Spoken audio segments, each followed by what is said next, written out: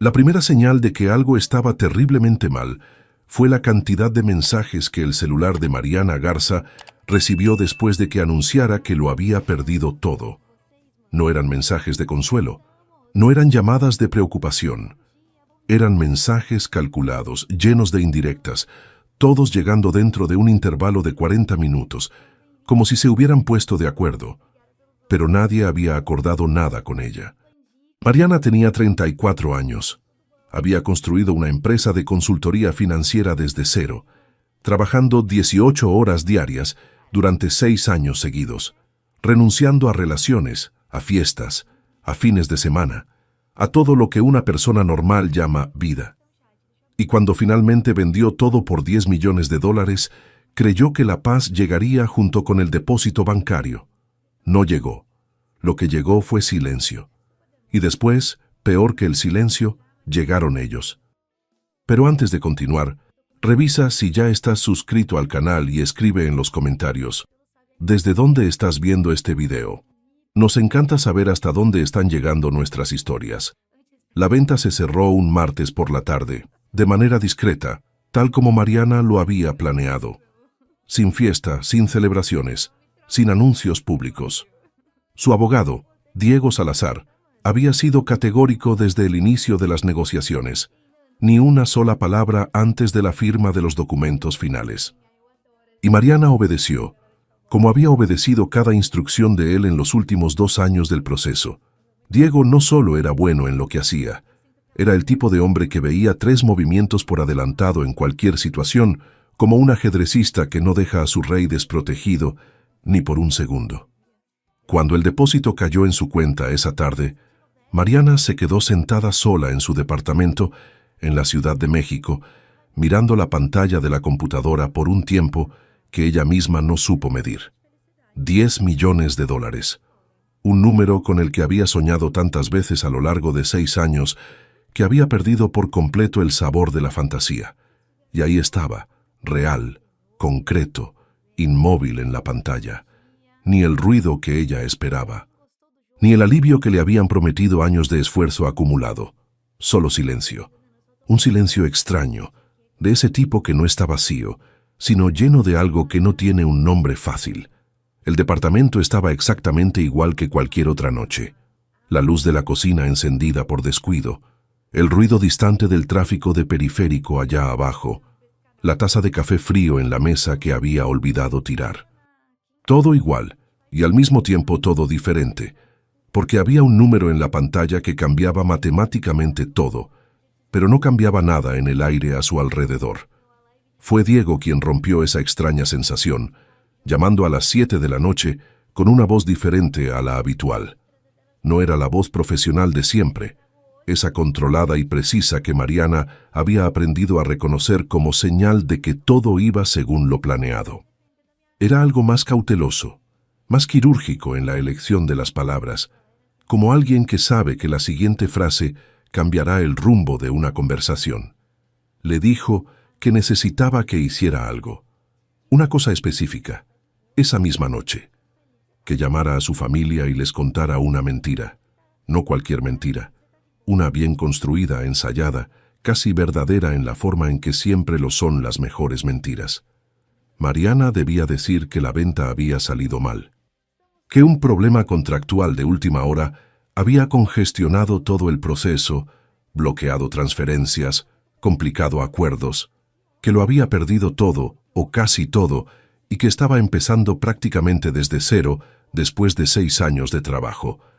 Mariana se quedó en silencio por unos segundos después de escuchar eso. Luego preguntó por qué. Diego respondió con una frase que ella nunca olvidaría. Porque necesito saber quién va a aparecer para ayudarte y quién va a aparecer para usarte. Y a veces, Mariana, la única manera de ver eso con claridad es crear las condiciones para que cada persona muestre lo que realmente es. Ella no lo entendió por completo en ese momento. Había algo en el razonamiento que parecía excesivo, casi paranoico, pero también había algo en la voz de Diego que no era una exageración. Era convicción. Y Mariana había aprendido a lo largo de 2 años que cuando Diego hablaba con ese tono, Había una razón que ella aún no lograba ver, pero que pronto sería evidente. Confió en él. Y llamó a su familia. La madre de Mariana, Leticia Garza, contestó al segundo tono, como si estuviera esperando. Mariana le contó la historia que Diego había preparado con ella. Cada detalle calibrado, cada pausa calculada para sonar natural. El problema con el contrato, el dinero que no llegó, la empresa que se había desmoronado entre papeles y cláusulas, y promesas rotas de compradores que se echaron para atrás en el último momento. Leticia escuchó todo sin interrumpir. Y cuando Mariana terminó, esperando cualquier cosa, tal vez un abrazo verbal, tal vez una pregunta sobre qué necesitaba, su madre solo dijo que tenían que verse, que había cosas que resolver, que era mejor que Mariana fuera a la casa de la familia al día siguiente, temprano. No le preguntó si su hija estaba bien. Mariana colgó el teléfono y se quedó mirando la pared del departamento por un rato. Había algo en ese tono, algo que todavía no podía nombrar con precisión, pero que le pesaba en el pecho, como una piedra que alguien había dejado ahí sin avisar. Llamó a su hermano mayor, Carlos. Él contestó después de 4 tonos, como alguien que estaba ocupado en otra cosa, y decidió concederle su atención por obligación. Escuchó la historia con un silencio distinto al de su madre, más tenso, más calculado. Había una respiración controlada del otro lado que Mariana registró sin saber muy bien qué hacer con ella. Cuando terminó, Carlos dijo que era una lástima, que Mariana siempre había sido demasiado impulsiva en los negocios, y que ojalá eso le sirviera de lección sobre los riesgos de crecer demasiado rápido. No preguntó qué necesitaba, no ofreció nada. Colgó con una prisa que parecía funcional. Llamó a su tía Beatriz, hermana del padre que había muerto 3 años antes. La tía se agitó de una manera que sonó mal desde el principio, haciendo preguntas sobre contratos y documentos, y si Mariana había firmado algo que transfiriera algún bien a terceros antes de que apareciera el problema. No era la curiosidad de quien se preocupa por el bienestar de su sobrina. Era la urgencia de quien está intentando entender el tamaño del daño antes de saber si aún queda algo por salvar para sí misma. Mariana colgó y se quedó sentada en la oscuridad del departamento. Entonces el celular comenzó a vibrar. Primero un mensaje de su prima Lucía, con quien apenas había hablado en 3 años, que había desaparecido por completo después de un malentendido mínimo que ninguna de las dos tuvo energía para resolver. Decía que se había enterado de las noticias y que si Mariana necesitaba un lugar donde quedarse, podía contar con ella. Demasiado amable, demasiado específica, como si supiera exactamente lo que había pasado antes de que Mariana la hubiera llamado siquiera. Luego, un mensaje de su tío Miguel, a quien Mariana veía una vez al año en Navidad y que jamás había mostrado un interés especial en su sobrina, más allá de la cortesía mínima que exige el parentesco. Le dijo que tenía una propuesta que podría ayudar a Mariana a salir de esa situación. Después, otra prima. Luego, un primo lejano, que Mariana apenas podía ubicar en el árbol genealógico. Después, un amigo de la universidad que no veía desde hacía 5 años, pero que de alguna manera se había enterado de la situación demasiado rápido como para ser una coincidencia. 40 minutos. Todos los mensajes llegaron en un lapso de 40 minutos. Mariana puso el celular en la mesa y respiró hondo, despacio, con la respiración de alguien que intenta organizar lo que está viendo antes de reaccionar. Había un grupo, tenía que haberlo. Un grupo de WhatsApp, donde alguien había esparcido la noticia antes de que ella siquiera terminara de llamar a todos. Alguien que recibió la información primero y de inmediato la reenvió, no por preocupación, sino por alguna razón que ella aún no lograba ver con claridad, pero que empezaba a tomar forma en los bordes de lo que ya sabía. Le mandó un mensaje a Diego a las 10 de la noche. Están reaccionando más rápido de lo que esperaba. La respuesta llegó en segundos, como si él tampoco estuviera durmiendo. Lo sé. No te duermas antes de revisar tus correos. Bandeja de entrada, asunto sin texto. Mariana abrió la computadora. Había un correo enviado desde el servidor del despacho de su padre, Eduardo Garza, dirigido a una dirección que ella no reconocía, y que le había sido reenviado por un remitente anónimo, sin texto, sin explicación, sin firma. Solo el archivo adjunto, un PDF escaneado con la resolución ligeramente torcida de quien digitalizó con prisa. Era un acta de asamblea, fechada 3 semanas antes, con el nombre de Eduardo Garza en la línea de aprobación y las firmas de otros 2 miembros de un consejo cuyo nombre leyó 3 veces seguidas antes de aceptar que estaba leyendo bien. Fideicomiso Patrimonial Garza. Un nombre que Mariana nunca en su vida había escuchado. Leyó el acta entera 2 veces, luego una tercera vez más despacio. Después se quedó inmóvil con las manos sobre el teclado por un rato. El fideicomiso había sido creado por su abuelo, Roberto Garza, antes de morir. A Mariana nunca se le informó sobre su existencia. Y de acuerdo con el acta, había una reunión programada para 4 días después, en la cual los miembros del Consejo Familiar votarían por la exclusión permanente de Mariana como beneficiaria, basándose en una cláusula que describía situaciones de inestabilidad financiera comprobada del heredero como condición suficiente para su destitución. La mentira que Diego le había instruido contar había funcionado como un gatillo perfecto. Ellos estaban esperando eso. Habían estado esperando un momento así durante mucho más tiempo del que ella podía imaginar. Mariana no durmió esa noche. Se quedó en el escritorio del departamento con el documento abierto en la pantalla, leyendo y releyendo cada línea del acta como si las palabras fueran a cambiar de significado si las miraba el tiempo suficiente. No cambiaron. El fideicomiso patrimonial Garza había sido constituido por su abuelo Roberto, con un valor inicial que a lo largo de 22 años de rendimientos e inversiones conservadoras, pero consistentes, había crecido a algo cercano a los 8 millones de dólares. Un patrimonio silencioso, administrado por la familia dentro de una estructura que aparentemente existía desde hacía décadas, sin que Mariana supiera que había sido incluida como beneficiaria y sin que nadie juzgara necesario mencionárselo en ningún momento. Ella había construido una empresa desde cero durante 6 años, la había vendido por 10 millones y había un fideicomiso de 8 millones acumulado a nombre de la familia que jamás se le presentó como una realidad. La pregunta que le dio vueltas durante toda esa madrugada no era sobre el dinero en sí, era sobre el motivo del silencio. ¿Por qué esconderlo durante todos estos años? ¿Por qué ahora, exactamente en este momento, intentarían excluirla formalmente? ¿Qué había cambiado en la ecuación que hacía de esa semana el momento elegido?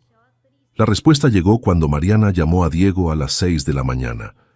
Él ya estaba despierto, lo cual no le sorprendió, y le confirmó que él también había pasado la noche trabajando en algo que aún no le había mostrado.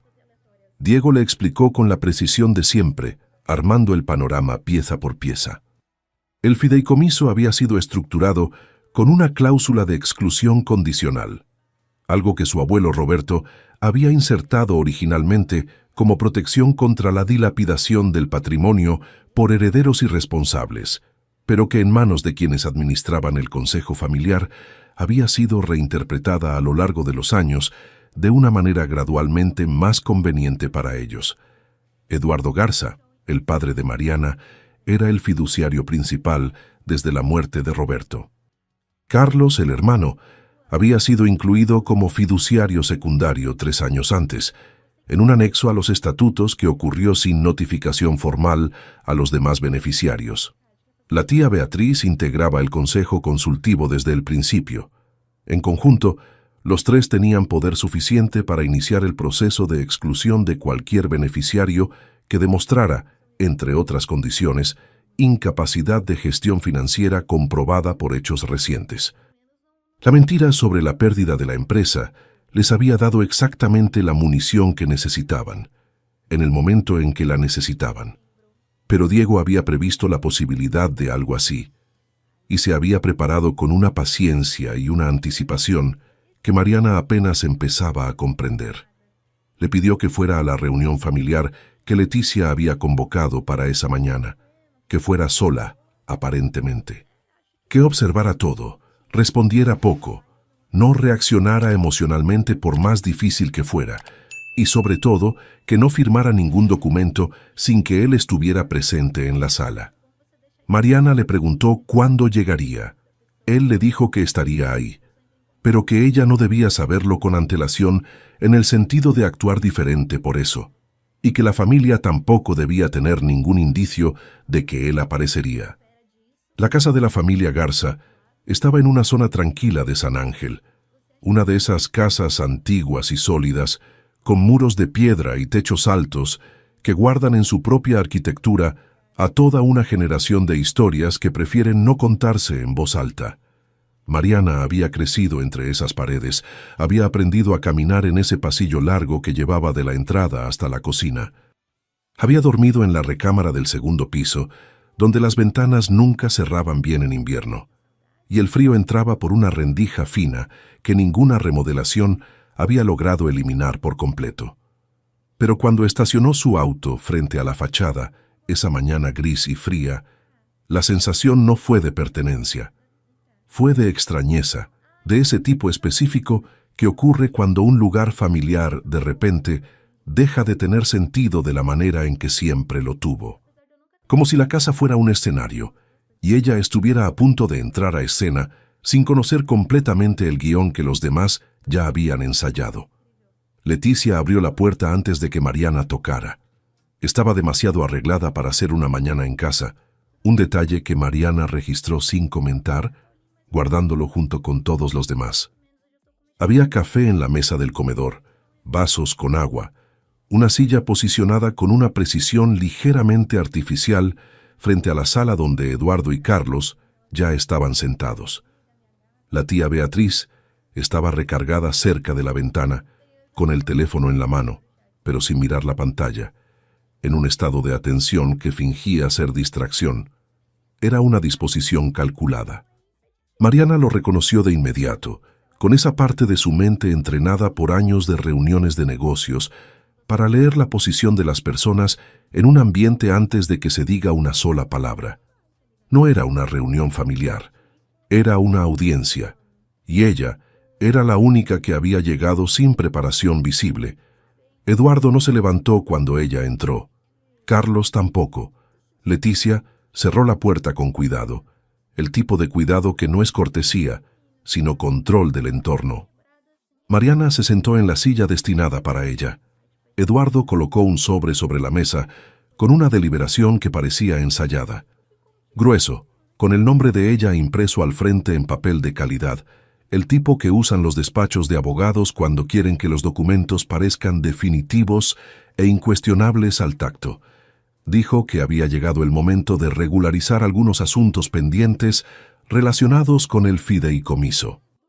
Que, dadas las circunstancias recientes de las que todos habían tenido conocimiento, el Consejo había evaluado cuidadosamente la situación de Mariana y concluido que era en beneficio de todos que ella se retirara formalmente de su condición de beneficiaria, que existía una cláusula clara y legítima en los estatutos originales, que el proceso sería rápido y discreto si ella cooperaba. Carlos añadió, sin mirarla directamente a los ojos, que era lo mejor para la familia en su conjunto. Lo dijo con ese tono que Mariana había escuchado toda su vida, ese tono que presenta una decisión ya tomada, como si todavía fuera una conversación. Mariana se quedó en silencio por un momento. Miró el sobre, miró a su padre, miró a su madre, quien desvió la mirada hacia la ventana con una rapidez que fue en sí misma una respuesta. Pidió abrir el sobre antes de que avanzara cualquier conversación. Eduardo asintió con la cabeza, como si fuera una concesión generosa a una petición razonable. Mariana lo abrió despacio, con cuidado, sin prisa. Leyó la primera página entera antes de darle la vuelta. Leyó la segunda, la tercera. El documento era una carta de renuncia voluntaria a los derechos como beneficiaria del Fondo Patrimonial Garza, con efecto inmediato tras la firma, acompañado de una cláusula que prohibía cualquier impugnación legal futura basada en los mismos hechos y circunstancias descritos. Era permanente. era total, que había sido redactado de manera que quien lo firmara pareciera estar haciéndose un favor a sí misma al simplificar una situación compleja. Mariana volvió a poner el documento sobre la mesa con cuidado calculado. Dijo que necesitaba un momento para pensar antes de tomar cualquier decisión. Eduardo respondió que no había mucho tiempo disponible, que la asamblea formal del consejo estaba programada para 3 días después, y que si no firmaba voluntariamente y de buena fe, el proceso de exclusión seguiría de todas formas por la vía legal, solo que con consecuencias más amplias que podrían implicar cuestionamientos públicos sobre la gestión que ella había hecho de la empresa que acababa de perder. Leticia se acercó y puso la mano en el hombro de Mariana con una suavidad que parecía ensayada frente al espejo. Le dijo que era complicado, pero que la familia estaba intentando preservar lo que el abuelo había construido con tanto esfuerzo, que no era personal, que se trataba del patrimonio, no de ella. Carlos dijo que Mariana siempre había sido impulsiva desde niña, que el abuelo había previsto ese tipo de situaciones cuando insertó las cláusulas de protección. La tía Beatriz permaneció junto a la ventana, en silencio absoluto. Mariana respiró hondo, esa respiración larga y controlada que había aprendido en los primeros años de su empresa, cuando las negociaciones se ponían tensas y necesitaba 2 segundos para no responder con emoción lo que debía ser respondido con claridad. Y entonces, la puerta de la sala se abrió. Diego Salazar entró con un portafolio negro bajo el brazo y esa expresión que Mariana había aprendido a reconocer en los 2 años que trabajaron juntos. Concentración total, sin sombra de nerviosismo visible, el tipo de calma que no es indiferencia o desprecio, sino el control absoluto de quien sabe exactamente dónde está pisando y hacia dónde va. Eduardo se quedó rígido en su sillón. Leticia se apartó de Mariana como si hubiera sido empujada por algo invisible. Carlos abrió la boca, la cerró y la volvió a abrir sin lograr articular ninguna frase útil. Diego saludó a todos con una brevedad que no dejaba espacio para la ceremonia ni para el tipo de educación que hace perder el tiempo. Dijo que era el abogado de Mariana y que, dada la naturaleza de los documentos presentados en esa reunión, su presencia era necesaria antes de cualquier firma o decisión formal. Eduardo encontró la voz después de unos segundos, con un esfuerzo visible por recuperar la compostura. Dijo que esa era una reunión privada de familia y que la presencia de un abogado externo no había sido acordada por nadie. Diego respondió con la misma naturalidad de quien comenta sobre el clima de afuera, que cualquier reunión que involucrara documentos legales vinculantes dejaba de ser privada en el momento en que una de las partes había involucrado abogados en la preparación de dichos documentos, incluso si optaba por no presentarlos formalmente a la otra parte. Puso el portafolio sobre la mesa junto al sobre de Eduardo, con un cuidado que no era cortesía, sino marcaje territorial. Dijo que había alguna información que la familia Garza necesitaba conocer antes de seguir adelante con cualquier proceso. Lo que vino después fue como ver una estructura cuidadosamente construida empezar a desmoronarse mientras los constructores todavía estaban adentro, sin poder entender exactamente en qué momento el piso se había vuelto inestable. Diego abrió el portafolio y comenzó a presentar, con esa voz controlada que nunca subía de tono, pero que llevaba un peso específico en cada pausa, documentos que había reunido y organizado a lo largo de los meses anteriores. Estados de cuenta del fideicomiso, con fechas y montos resaltados. Correos internos intercambiados entre miembros del consejo, algunos de los cuales discutían explícitamente la situación de Mariana, incluso antes de que apareciera cualquier problema real. Actas de reuniones del consejo que nunca le habían sido comunicadas a Mariana, a pesar de que ella era beneficiaria con derecho a notificación según los propios estatutos originales del fondo. Registros de transferencias realizadas entre el fideicomiso y una cuenta corriente a nombre de una empresa de consultoría financiera que pertenecía, verificado en el registro público, a Carlos Garza. No había nada improvisado en aquello. Era una arquitectura construida a lo largo de años, utilizando la ausencia de Mariana como espacio operativo, aprovechando el hecho de que a ella nunca se le informó de la existencia del fondo para mover dinero, sin que hubiera cuestionamientos de ninguna parte que no fuera cómplice del proceso. Eduardo intentó interrumpir 2 veces con objeciones sobre el contexto y la interpretación. Diego lo dejó terminar cada frase antes de responder, sin elevar la voz, sin retroceder, respondiendo cada punto con un dato específico que hacía la objeción insostenible.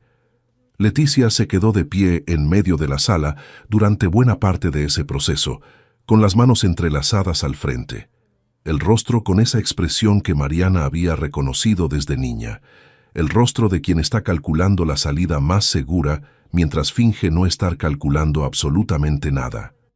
Carlos fue el primero en quebrarse visiblemente, no con lágrimas, no con una confesión dramática.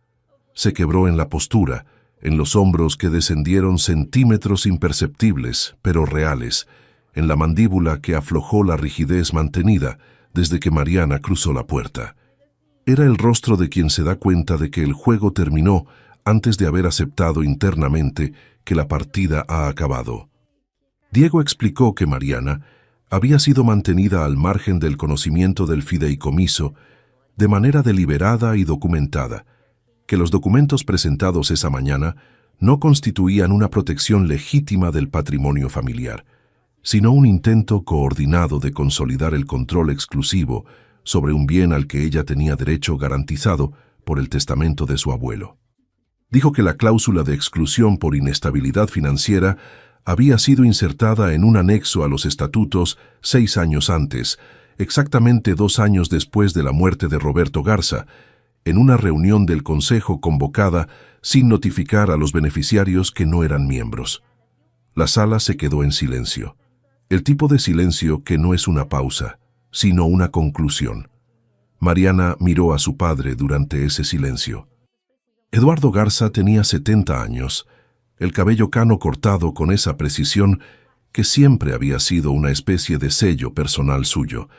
Esas manos grandes que ella recordaba de su infancia, sosteniendo el periódico doblado por la mitad, las herramientas del jardín los sábados, el volante del coche en los viajes largos de domingo, cuando la familia todavía hacía ese tipo de cosas. Manos que ella había mirado por años como símbolo de algo sólido, de un tipo de seguridad que había llevado como un hecho dado durante toda su infancia. Esas manos ahora tenían un temblor leve pero visible mientras descansaban sobre sus rodillas. Ella no sintió enojo en ese momento. Sintió algo más extraño, más difícil de identificar por su nombre.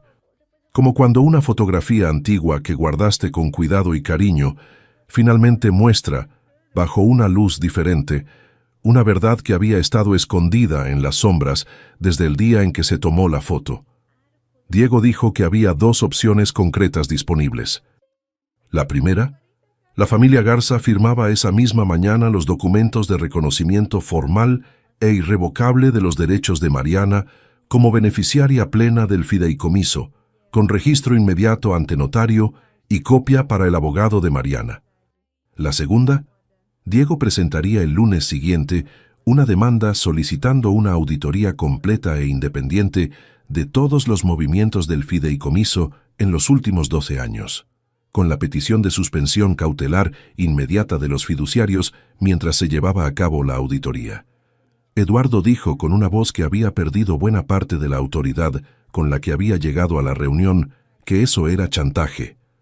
Diego respondió que era una elección y que tenían como plazo hasta las 5 de la tarde de ese mismo día. Lo que sucedió en los siguientes 40 minutos no fue una negociación en ningún sentido real de la palabra. Fue una capitulación en cámara lenta, con cada intento de resistencia siendo desarmado con precisión antes de que pudiera tomar fuerza. Eduardo intentó argumentar que los estados de cuenta habían sido sacados de contexto y que había explicaciones legítimas para cada movimiento. Diego respondió con fechas, montos y nombres específicos que hacían imposible sostener cualquier argumento de contexto sin mentir directamente, lo cual Eduardo aparentemente no estaba dispuesto a hacer frente a los documentos físicos. Carlos intentó sugerir que había contratos reales detrás de la empresa de consultoría, que los servicios prestados eran legítimos y verificables. Diego puso sobre la mesa copias de los contratos, todos con fechas retroactivas que no correspondían a los metadatos digitales de los archivos, una inconsistencia que cualquier perito informático identificaría en horas. Leticia se quedó en silencio durante casi todo este proceso. No intentó argumentar técnicamente, no intentó convencer con emociones. Se quedó sentada con las manos en el regazo, mirando un punto fijo que no era nada, solo la pared, con esa expresión de quien está procesando algo demasiado grande para procesarlo en público. Mariana observó a su madre durante gran parte de ese tiempo. Leticia Garza había sido durante toda la infancia de Mariana la persona a la que más quería impresionar. No por miedo, sino por admiración genuina. Inteligente, organizada, con esa manera particular de entrar a cualquier lugar y reorganizar silenciosamente todo a su alrededor con una eficiencia que parecía natural, pero que Mariana había aprendido mucho más tarde en la vida que era completamente calculada e intencional. Siempre había creído que esa eficiencia era protección, que era la forma en que su madre cuidaba de todos a su alrededor.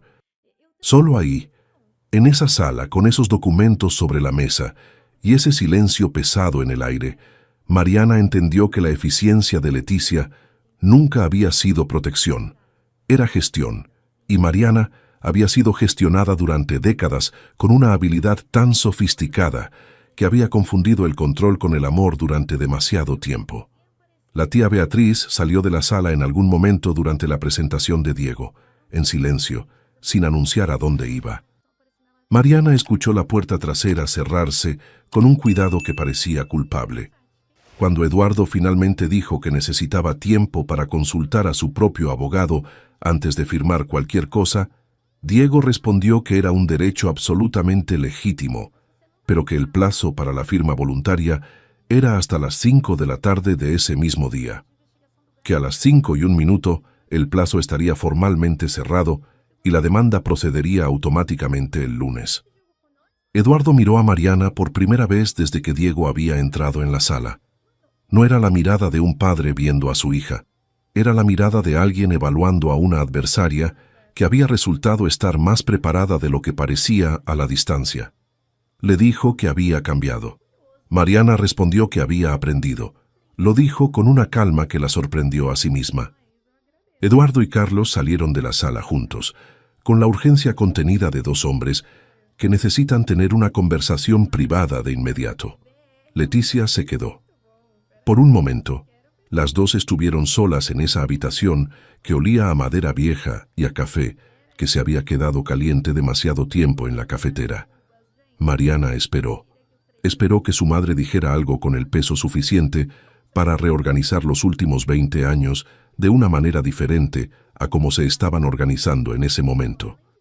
Leticia dijo que había hecho lo que creía que era correcto para la familia. Lo dijo como si fuera una frase completa, como si la intención resolviera la acción. Mariana le preguntó si ella había participado en la decisión de ocultar el fideicomiso. Leticia no respondió directamente. Dijo que había cosas que eran complicadas, que Eduardo tomaba ciertas decisiones y que ella había aprendido a lo largo de 40 años de matrimonio a no cuestionar algunas de ellas. Lo dijo como si fuera una explicación suficiente, pero sonó a una confesión que había tomado la forma de una excusa. Mariana se puso de pie, agradeció el café que no había bebido y salió de la casa sin esperar respuesta. Diego la encontró en el pasillo, en voz baja. Le dijo que Eduardo le había enviado un mensaje al abogado particular de la familia y que con base en los documentos presentados, probablemente firmarían antes de las 5 de la tarde. También le dijo que había una última cosa que necesitaba resolverse antes de que todo terminara, algo que no era parte de los documentos del fideicomiso, ni de ningún proceso formal. Mariana le preguntó qué era. Diego le dijo que había algo que el abuelo había dejado. No en el fondo, no en ningún documento formal o público, algo aparte, personal, que le había sido confiado por un contacto del despacho de Roberto, con instrucciones muy específicas de cuándo debía ser entregado a Mariana. Mariana lo miró por un momento. Diego le dijo que las instrucciones eran directas. entregarlo solo después de que la verdad sobre el fideicomiso hubiera salido completamente a la luz. Se sentaron en el auto de Diego frente a la casa, con el motor apagado y la tarde empezando a enfriar afuera con ese frío específico de la Ciudad de México en las tardes nubladas. Diego sacó del interior de su portafolio un sobre pequeño, de papel crema ligeramente envejecido, con el nombre de Mariana escrito a mano en una caligrafía que ella reconoció incluso antes de procesar conscientemente que la había reconocido. Era la letra de su abuelo Roberto, inconfundible con esas letras ligeramente inclinadas hacia la derecha que había mantenido idénticas desde que ella era niña y que a ella siempre le habían parecido de alguna manera elegantes, sin poder explicar por qué. Se quedó sosteniendo el sobre por un rato sin abrirlo, con el papel entre los dedos, sintiendo el peso ligero de algo que había esperado el momento adecuado por más tiempo del que ella sabía. Su abuelo había muerto 8 años antes, cuando Mariana apenas estaba en el inicio de la construcción de su empresa, antes de cualquier resultado significativo, en un periodo en el que ella era esencialmente invisible para buena parte de la familia. Roberto Garza había sido, durante todos esos años de construcción silenciosa, el único miembro de la familia que había mostrado un interés genuino en lo que ella estaba intentando crear. El único que hacía preguntas y escuchaba las respuestas con esa atención que no es educación, sino presencia real. Lo había extrañado mucho en los años que siguieron, más de lo que había admitido para sí misma en voz alta. Abrió el sobre con cuidado, con el tipo de cuidado que se tiene con las cosas que no pueden deshacerse después de abrirse.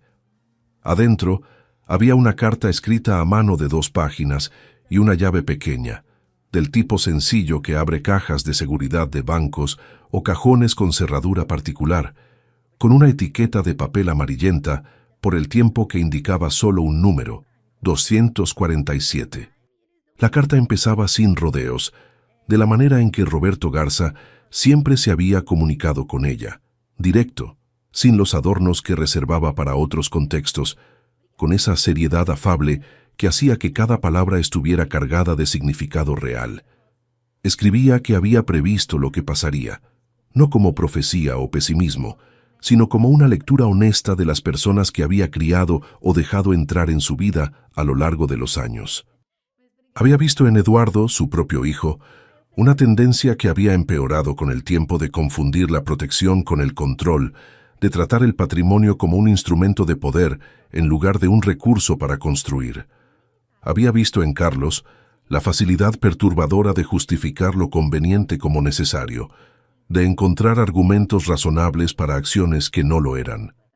Había visto en Leticia la habilidad de permanecer estratégicamente adyacente a decisiones equivocadas, sin asumir nunca la responsabilidad directa por ninguna de ellas. Y había visto en Mariana, desde niña, algo diferente. No superioridad moral ni una virtud especial. Roberto siempre había desconfiado de las personas que se creían virtuosas. Solo una disposición genuina a construir en lugar de esperar, a trabajar en lugar de maniobrar, a hacer en lugar de exigir. Había reconocido en eso algo de sí mismo y había decidido, mucho antes de cualquier diagnóstico o premonición de muerte, que había una parte de lo que había construido que debía ir directamente a ella, sin pasar por el filtro de personas cuyos intereses eran otros. La llave abría una caja de seguridad registrada a nombre de una pequeña fundación privada que Roberto había constituido discretamente 12 años antes de su muerte. La fundación había sido estructurada fuera del alcance del fideicomiso familiar, con una abogada en Valle de Bravo como gestora neutral, con instrucciones de mantenimiento independiente hasta que Mariana accediera a la caja con la llave original. Dentro de la caja había documentos de una propiedad rural a las afueras de Valle de Bravo, escrituras notariadas a nombre de la fundación, con Mariana designada como única beneficiaria y administradora a partir del momento en que se abriera formalmente la caja. La propiedad había sido valuada, según una nota que Roberto había incluido en la carta, con la discreción de quien no quiere que el número sea el punto central, en unos $5 millones en la época en que la escribió. Con 12 años de plusvalía en terrenos boscosos de Avándaro, el valor actual sería considerablemente diferente. La carta terminaba con una frase corta que Mariana leyó 3 veces. Construye algo que nadie pueda quitarte. Y más abajo, en letras un poco más pequeñas, como si fuera un añadido pensado después, tú siempre has sabido hacerlo. Yo solo quise asegurarme de que tuvieras espacio. Mariana dobló la carta con el mismo cuidado con el que había abierto el sobre y se quedó mirando por la ventana del auto hacia la casa de su familia. Las ventanas del segundo piso, encendidas con esa luz amarilla de tarde que había sido el escenario de innumerables cenas, discusiones y silencios de infancia. El garaje lateral, donde Eduardo guardaba herramientas que nunca usaba pero que tampoco tiraba, como si acumularlas fuera en sí mismo una forma de seguridad. La cerca del jardín que necesitaba pintura desde hacía años y que nadie había arreglado porque nadie la necesitaba, porque la fachada principal estaba cuidada y lo que quedaba a los lados siempre pasaba a un segundo plano. Todo igual. Exactamente como lo había dejado en su última visita, antes de la venta, antes de Diego, de su estrategia y de sus revelaciones. La casa no había cambiado en nada. La que había cambiado era ella. Diego le dijo suavemente que si quería, podían ir al banco esa misma tarde, que había verificado los registros de la fundación y que todo estaba en perfecto orden, esperando solo el acceso con la llave original. Mariana dijo que quería ir en ese mismo momento. El banco estaba en un edificio de granito gris en el centro de la Ciudad de México, de esos que parecen haber sido construidos con la intención explícita de durar más que cualquier otra cosa a su alrededor, con esa solidez arquitectónica que inspira una confianza casi involuntaria. Mariana firmó los formatos de acceso a la bóveda, con la misma pluma con la que había firmado los documentos de la venta de su empresa semanas antes. Una coincidencia que notó sin comentar, pero que guardó como un detalle que le pertenecía a ese día de una manera muy particular. El gerente los acompañó hasta la sala de cajas de seguridad en el sótano, un ambiente con olor a metal y aire acondicionado constante, donde las paredes estaban cubiertas de pequeñas puertas numeradas en filas organizadas, con una simetría que tenía algo de ritual. La caja 247 estaba en el tercer nivel, exactamente a la altura de los ojos, como si hubiera sido colocada con la intención de ser encontrada sin esfuerzo cuando llegara el momento. La llave de su abuelo entró en la cerradura con una suavidad que sugería cuidado en su fabricación y conservación a lo largo de los años.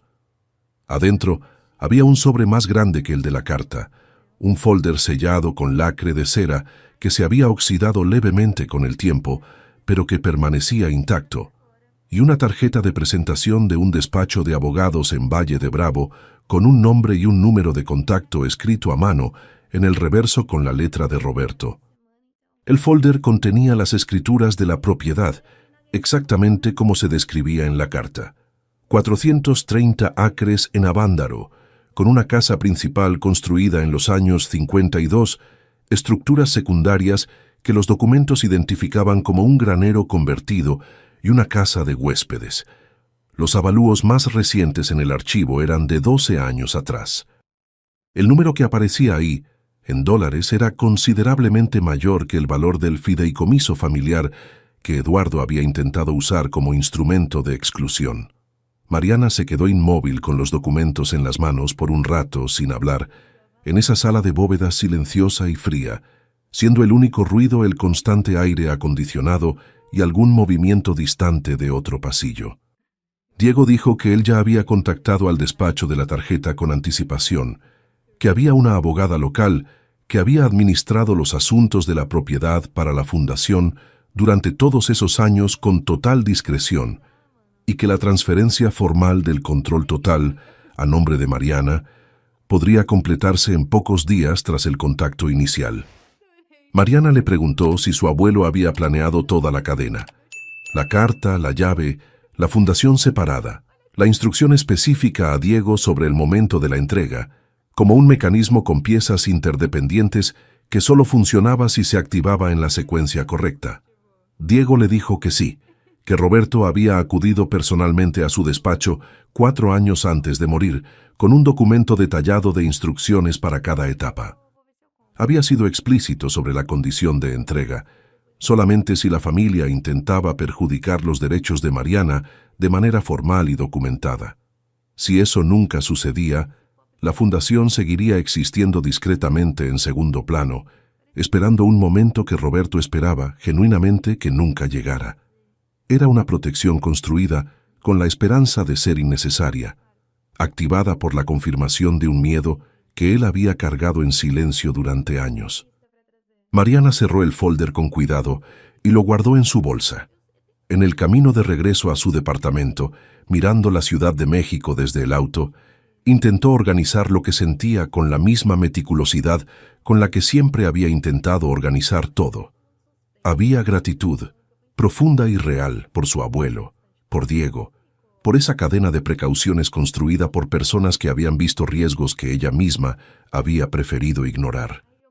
Había un alivio físico, del tipo que descarga los hombros, cuando una amenaza que existía antes de que te dieras cuenta de su magnitud, por fin es sorteada. Pero también había algo más difícil de cargar que la gratitud o el alivio. Una tristeza específica, limpia, sin dramatismos. La familia que había tenido no era la familia que creía tener. Eso no era un descubrimiento repentino salido de la nada.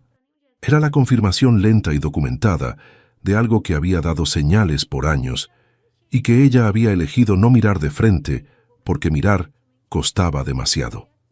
Había momentos en los que su madre respondía con frialdad a logros que debieron ser celebrados. Estaba la ausencia sistemática de su padre en los momentos importantes, compensada con una presencia estratégica en los momentos que a él le convenían. Estaba el patrón de Carlos de minimizar sin atacar directamente, esa forma de erosión sutil que es casi imposible de nombrar en un momento específico, pero que acumula peso con el tiempo. Ella había construido su empresa en parte para demostrarles algo. Lo sabía, aunque no le gustara admitirlo, y sentía un alivio extraño y ligeramente melancólico al darse cuenta de que ya no necesitaba demostrarles nada. No porque hubiera ganado, sino porque había dejado de jugar el juego que otras personas habían definido sin su consentimiento. Cuando llegó al departamento, tenía 3 mensajes de Eduardo en su celular. El último decía que había firmado los documentos y los enviaría al despacho de Diego esa misma tarde, como habían acordado. Mariana leyó los 3 mensajes sin prisa. Guardó el celular. No contestó ninguno. En los días siguientes, Mariana manejó cada parte del proceso con la misma metodología que siempre había aplicado a los desafíos de su empresa. Un paso a la vez, documentación completa, nada dejado al azar o a la buena voluntad de quienes ya habían demostrado que su buena voluntad tenía límites muy específicos. Diego finalizó el reconocimiento formal de sus derechos en el fideicomiso familiar, con el debido registro ante notario y copias archivadas en el despacho. La abogada en Valle de Bravo confirmó la transferencia integral del control de la fundación a nombre de Mariana, con todos los documentos en regla y un reporte detallado de cómo había sido administrada en los años anteriores, con una meticulosidad que parecía un regalo extra de su abuelo. Los documentos de la propiedad fueron actualizados con la titularidad correcta. Al final de la primera semana había claridad donde antes había niebla, y con la claridad llegó una calma que Mariana no había experimentado en ningún momento reciente. No la calma de quien ya resolvió todo, porque aún había decisiones por tomar y caminos por definir. Era la calma de quien dejó de cargar un peso que había olvidado que llevaba. No llamó a su familia durante esa primera semana. No por un enojo concentrado, aunque el enojo existía en capas, sino porque se había dado cuenta de que no sabía qué decir con honestidad, y que cualquier conversación prematura sería desperdiciada en personas que aún no habían terminado de procesar lo sucedido, ni de decidir qué papel querían jugar de ahí en adelante. Algunas conversaciones necesitan tiempo para madurar antes de que valga la pena tenerlas. Leticia le mandó un mensaje al 4º día. Decía que había cosas que necesitaban hablarse, que había amor en la familia, aunque las decisiones recientes hubieran sido equivocadas, que esperaba que Mariana pudiera entender que las situaciones complejas producen comportamientos complejos y que ninguna familia es sencilla cuando el dinero y las herencias están de por medio.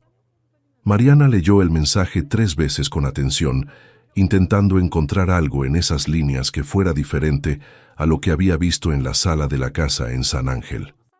Había algo cierto ahí, lo reconocía.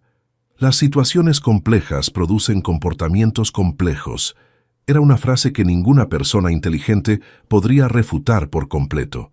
Pero también había una distancia conveniente, una forma de describir la traición como un fenómeno climático, en lugar de una secuencia de elecciones hechas por personas con voluntad y alternativas. Respondió con una frase corta: «Cuando estés lista para una conversación sin distancias, estaré disponible». No recibió respuesta ese día ni el siguiente. Carlos no se puso en contacto, Eduardo tampoco, más allá del correo formal confirmando la firma de los documentos que había llegado a través de Diego. La tía Beatriz mandó un mensaje corto diciendo que había quedado al margen de las decisiones sobre el fideicomiso desde el principio y que esperaba que Mariana le creyera con el tiempo.